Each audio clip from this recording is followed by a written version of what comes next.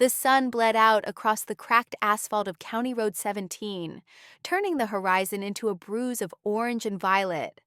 Lila stumbled along the white line, one sneaker flapping loose where the sole had peeled away, the other long gone to the ditch miles back.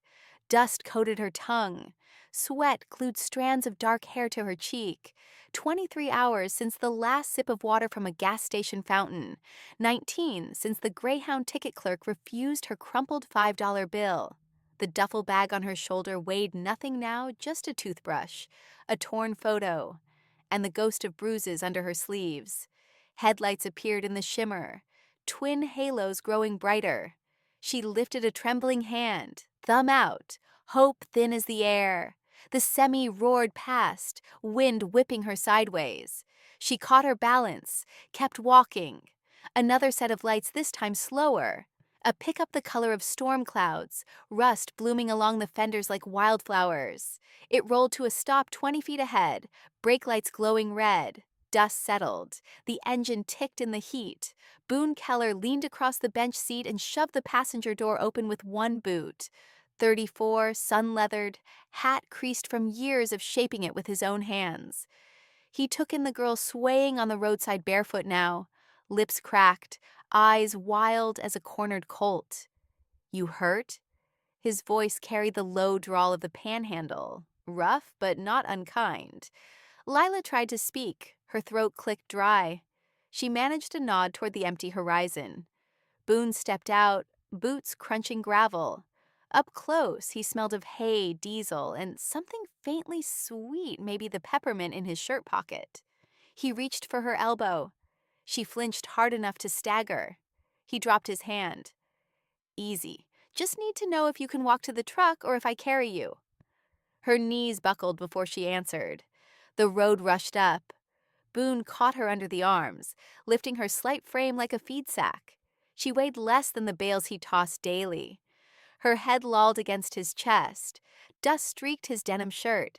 He carried her to the pickup, settled her on the seat, buckled the belt loose around her hips.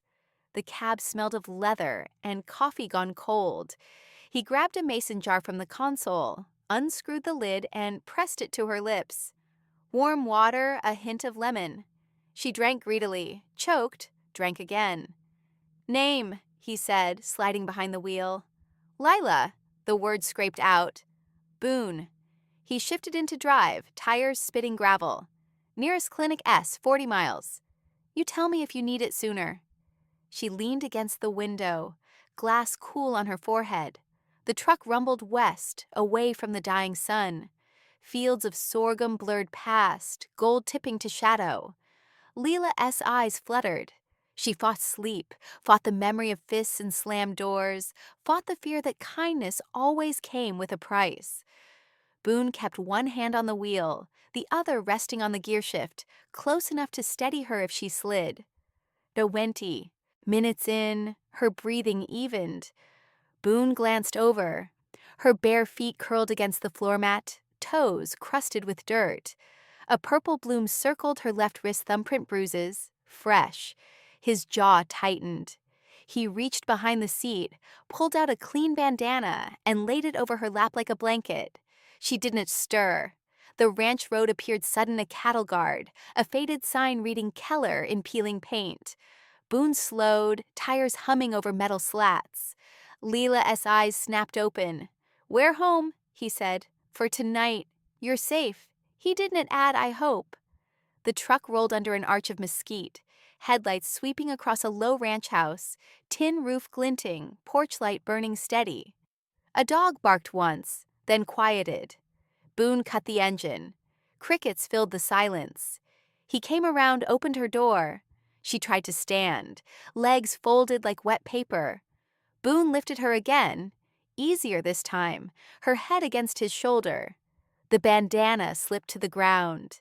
He left it. The screen door creaked open under his boot. Inside smelled of coffee, wood smoke, and something baking cinnamon maybe.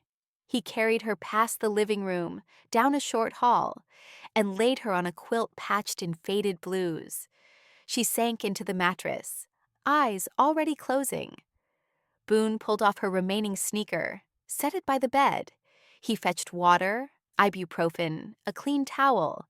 When he returned, she was asleep, one hand curled under her cheek like a child. Moonlight striped the room through half-open blinds. He stood in the doorway a long moment, hat in his hands, then pulled the door almost shut. The house settled around them old beams, older secrets, and the soft, steady breathing of a girl who had run until the road gave out. Lila woke to the smell of bacon and the low rumble of a coffee grinder. Sunlight sliced through the blinds in dusty bars across the quilt. Her body ached like she'd been dragged behind the truck instead of riding in it. The room was small, spare white walls, a braided rug, a single-framed photo of a younger Boone on horseback, hat tipped low, smile crooked. Her duffel sat on a cedar chest, zipper half open. She sat up too fast, the room tilted, the bruises on her wrist had darkened to plum. Voices drifted from the kitchen, Boone-esque low drawl and a woman-esque lighter cadence. Lila padded barefoot down the hall, quilt wrapped around her shoulders like a cape. Boone stood at the stove, back to her, flipping eggs in a cast-iron skillet. A woman in her 60s, silver braid down her back, poured coffee into 2 mugs. She spotted Lila first. Morning sugar, Yuri upread, they'd say win. Boone turned, spatula in hand. His eyes flicked over her hair wild. Quilt swallowing her frame, bare feet on the pine floor. Coffee-esque hot. Eggs in 2 minutes. Sit before you fall again. The woman Clara, Boone's aunt, ranch cook and self-appointed medic, pulled out a chair. Lila sank into it. Clara set a mug in front of her, black, no sugar, steam curling like incense. Drink slow, your stomach's been on strike. Lila wrapped both hands around the mug. The first sip scalded her tongue and tasted like mercy. Boone slid a plate across the table, eggs scrambled soft, bacon crisp, toast thick with butter. She ate like she hadn't seen food in years. Boone refilled her coffee without asking. Clara watched with the satisfied air of someone who had raised 3 boys and 1 stubborn nephew. When the plate was clean, Boone leaned against the counter, arms crossed. Clinic opens at 9. I'll drive you. Lila's fingers tightened on the mug. No hospital, no questions. Clara and Boone exchanged a look quick, loaded. Clara spoke first. We got a first aid kit bigger than most ERs, but if you're bleeding inside, I am not. Lila's voice cracked. She pulled the quilt tighter. Just need time. Boone nodded once. Time you got. Showers down the hall. Clara left clothes on the sink. We'll talk after. The shower ran hot, needle sharp, washing away dust, and the memory of hands that weren't gentle. The clothes were soft faded jeans cinched with a belt, a chambray shirt that hung to her thighs, wool socks thick enough to stand in. She found Boone on the porch, hat on, leaning against the rail. The dog, a blue heeler named Buck, thumped his tail at her feet. Boone handed her a pair of boots, scuffed but sturdy. Size 7, Clara-esque spare. Try 'em. They fit like they'd been waiting. He led her to the truck, opened the passenger door. The cab still smelled of last night leather, coffee, faint lemon. He drove slow, windows down, wind whipping her damp hair. The ranch spread wide, cattle grazing, windmill spinning lazy, sky so big it swallowed sound. Halfway to the main road, he spoke.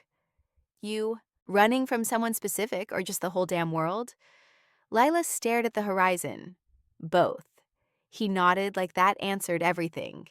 Ex? Fiancé. The word tasted sour. He finds out I'm gone, he'll look. Boone's hands tightened on the wheel. He lay hands on you?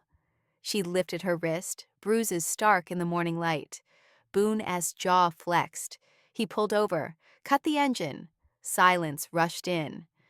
You press charges, I'll drive you to the sheriff myself.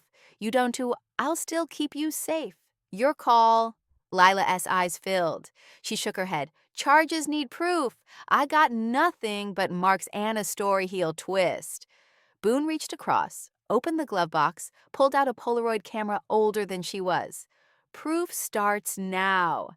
He snapped her wrist, the flash sharp. The photo slid out, colors blooming slow. Date S on the back. We keep it. He tucked the photo into his shirt pocket, started the truck. They drove in silence until the ranch gate appeared. Boone turned down a different road gravel, winding deeper into the property. Guest cabin S empty. Clara keeps it stocked. You stay there long as you need. No rent, no questions. You work if you want, don if you don't tea. Lila stared at him. Why? Because I know what running feels like. He didn't elaborate. The cabin came into view, small, cedar-shingled porch swing creaking in the breeze. He parked, carried her duffel inside.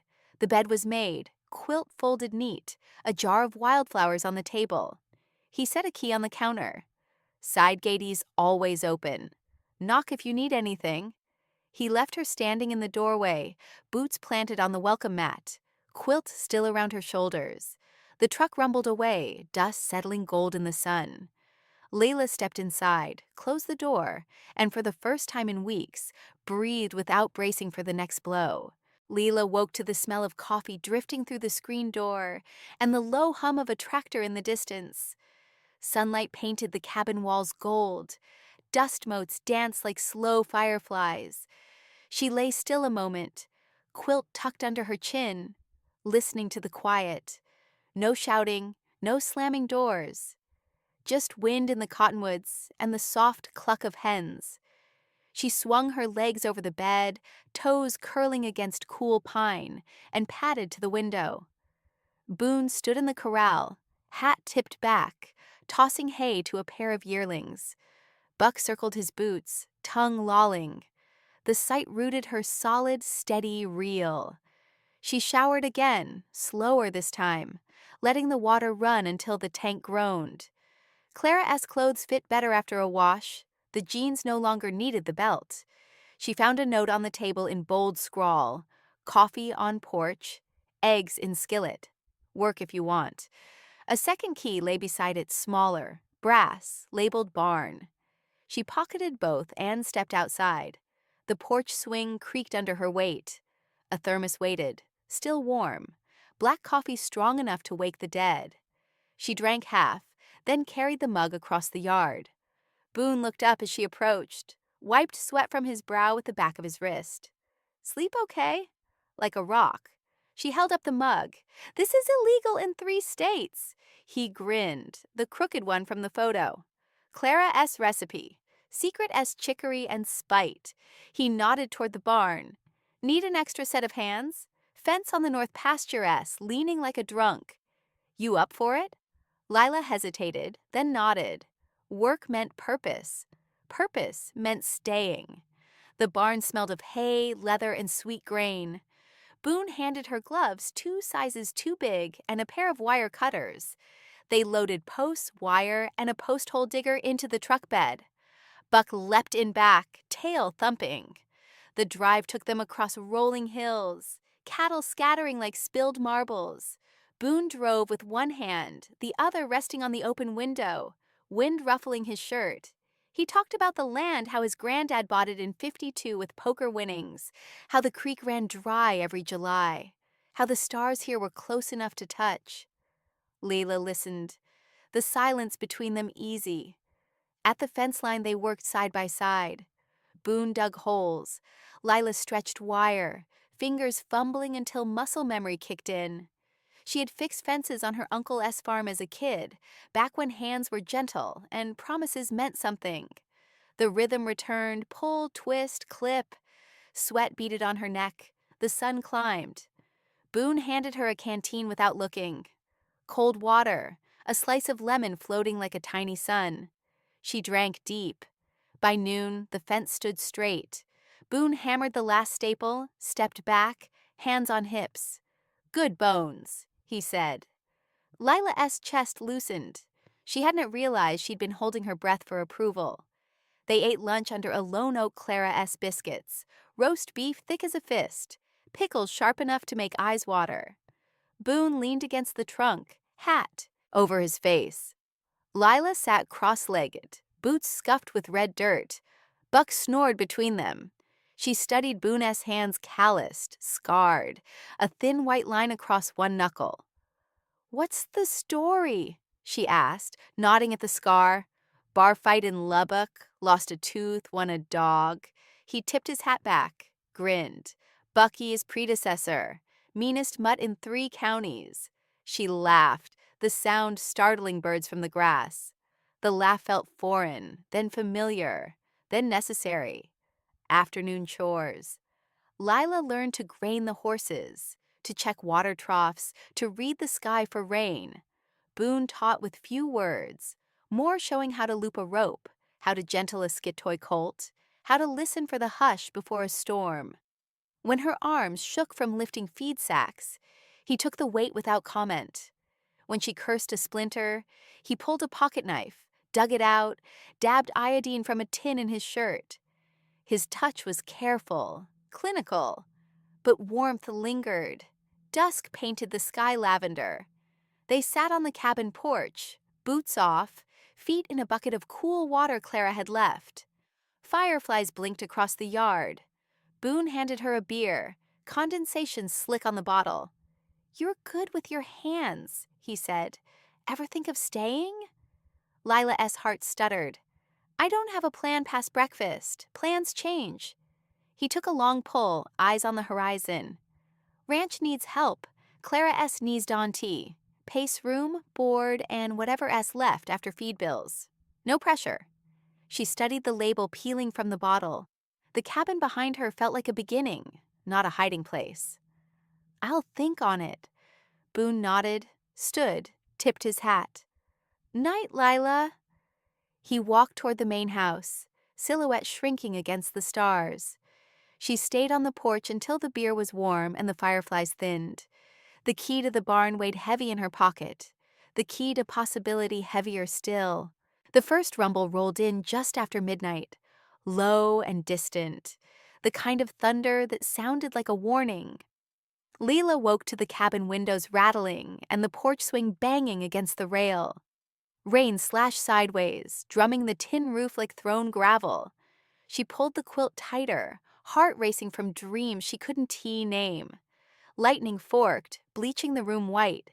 In that flash, she saw Boone's silhouette on the main porch, hat off, shirt plastered to his back, staring at the sky. She threw on the chambray shirt and jeans, shoved bare feet into boots, and ran through the downpour. Water soaked her in seconds, cold needles against skin. Boone met her halfway, hand outstretched. "Creek S rising!" he shouted over the roar. "Barn S flooding! Horses need moving!"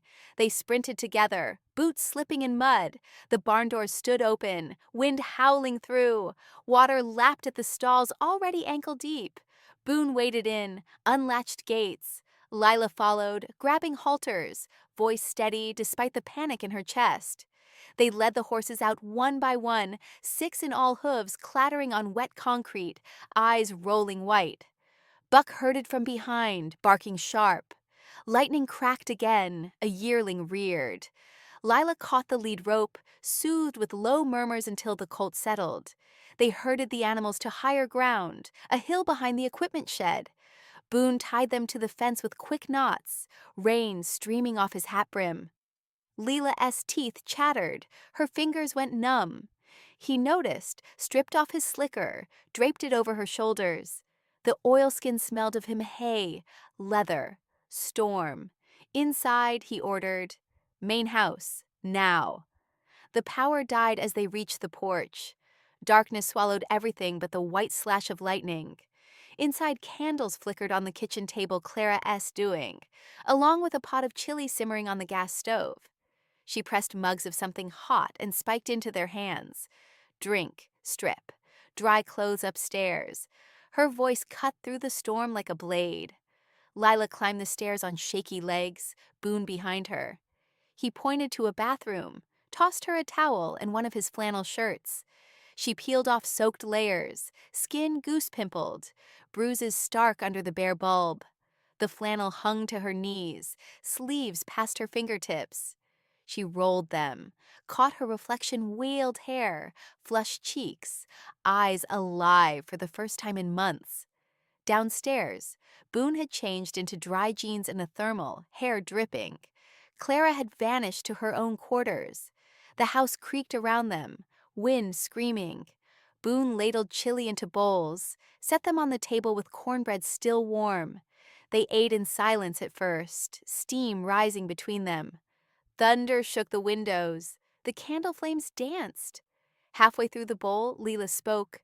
"I killed a man once." The words slipped out soft, inevitable. Boone's spoon paused midair. He set it down, waited. "Not with my hands." She stared into the chili. "He beat my mom." "I was 16. Called the cops. They came too late. She died in the ambulance. He walked. I swore if anyone ever—" She swallowed. "I left before I became him." Boone pushed his bowl aside, leaned forward. "You didn't become him. You ran towards something better. That is not murder. That is mercy." Lightning illuminated his face, scarred, steady, unafraid. Tears mixed with rainwater on her cheeks. He reached across, thumb brushing one away. The touch lingered. Neither pulled back. The storm raged harder. Power lines snapped somewhere distant. The house plunged deeper into dark. Boone lit more candles, carried them to the living room. The fireplace roared logs he stacked earlier now blazing. They sat on the rug, backs against the couch, knees almost touching. He told her about the wife who left when the ranch went broke, the brother lost to IED dust in Kandahar, the nights he drank until sunrise just to feel less. His voice stayed level, but his hand found hers in the firelight, fingers threading like fence wire. Rain eased to a steady roar. The candle burned low. Lila's head dropped to his shoulder, exhaustion winning. Boone shifted, pulled a quilt from the couch, tucked it around them both. The fire crackled. Buck snored from his bed by the hearth. Outside, the creek kept rising, but inside, the storm felt smaller, shared, survivable. Sometime before dawn, the rain softened to whispers. Boone carried her to the guest room's same quilt from the first night, now smelling of wood smoke and chili. He laid her down, pulled off her boots, covered her. She caught his wrist. "Stay." The word hung between them, fragile but unbreakable. He kicked off his own boots, slid under the quilt fully clothed. The bed was narrow. Their shoulders touched. Lightning flickered once more, distant now, painting them in silver. Lila turned into him, face against his chest, heartbeat steady under her ear. His arm settled across her back, palm open, protective. Sleep took them tangled together, storm fading to memory, bruises softening in the glow of something new and unnamed, but already rooted deep. The storm broke at dawn, leaving the world washed clean and dripping. Lila woke first, sunlight striping the quilt in pale gold, Boone's arm still heavy across her waist. His breathing was slow, steady, the kind of sleep earned after hauling horses through floodwater and bearing souls by firelight. She studied the scar on his knuckle, the faint lines at his eyes, the way his hair curled damp at the temples. The flannel shirt had ridden up in the night. Her fingers rested against warm skin. She didn't move. For the first time in years, waking felt like beginning instead of surviving. Boone stirred, blinked awake, found her watching. Neither spoke. He brushed a strand of hair from her cheek, thumb lingering. The gesture was small, enormous. Outside, Buck barked once sharp, joyful. Then the screen door banged. Clara's voice carried up the stairs. "Coffee us on, lovebirds. Creek us down. Horses are grazing like nothing happened. Move it or I drink it all." They laughed, the sound startling birds from the roof. Boone rolled out of bed, offered a hand. Lila took it. They descended the stairs holding hands, fingers laced like teenagers. Clara stood at the stove, braid swinging, pretending not to notice. She slid 2 mugs across the counter, black for Boone, a splash of milk for Lila now. "Pancakes in 5. Barn roof needs patching before the next front. You two earned the day off, but the ranch didn't tea. They ate on the porch, boots dangling over the edge, plates balanced on knees. The air smelled of wet earth and mesquite. Cattle lowed in the distance. The windmill spun lazy circles. Lila's bruises had faded to yellow, barely visible under the rolled sleeves. Boone's thumb traced the faint mark on her wrist, a silent promise kept. Buck dropped a stick at their feet, tail helicoptering. Boone threw it far. The dog streaked after it, mud flying. After breakfast, they walked the property together, checking fences, counting cattle, laughing when a calf tried to nurse Boone's boot.